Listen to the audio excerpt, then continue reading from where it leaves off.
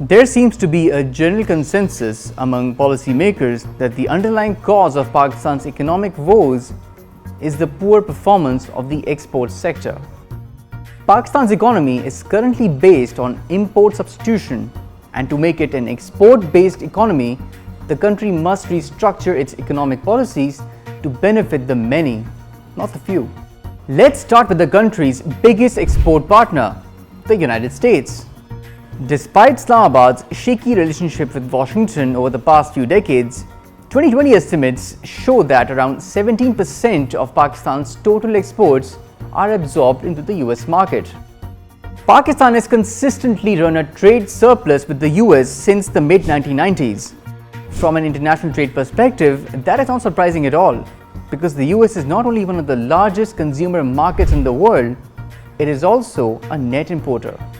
Although Pakistan runs a trade surplus with the US, in reality, Pakistan's export growth to the US is meager, especially when compared to peer economies in the region. Bangladesh, for example, earned 54% more revenue in 2020 from its exports to the US than Pakistan. There is therefore much potential for Pakistan to increase its exports to the US. But how? Around 75 to 80% of Pakistani goods that are exported to the US are textiles. So Pakistani exporters already have established supply chain networks in the US market.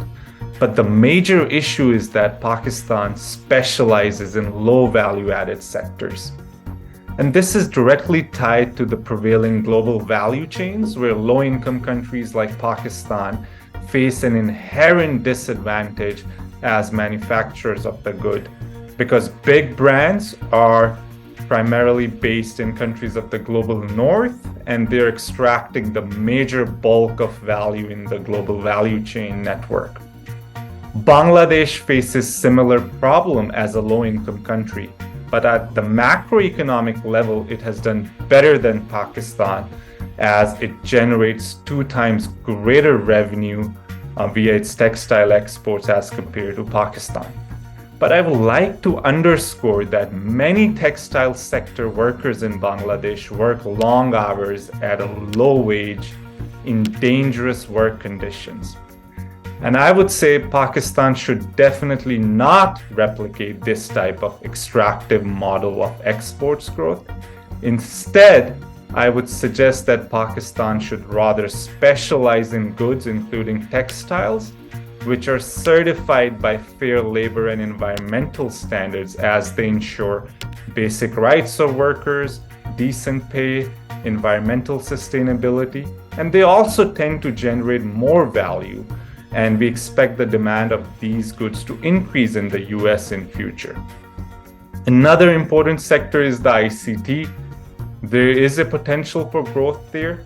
The trend of remote and hybrid work practices is likely to stay in the US.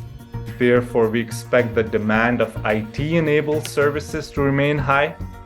Pakistan is already one of the largest freelance providers in the global economy, but only a small segment of Pakistani society, that is, people from middle and high-income households who have university degrees and can communicate in English, are able to participate in ICT-related exports. A large number of people from low-income and historically disadvantaged backgrounds, including women, are largely excluded from ICT sector. So there's a need of more public sector investments in ICT infrastructure, in particular investments in scientific research and development, investments in quality public education at the school, college, and university levels. This can ensure that young people from every socioeconomic and regional background are given a fair chance to effectively participate in ICT sector.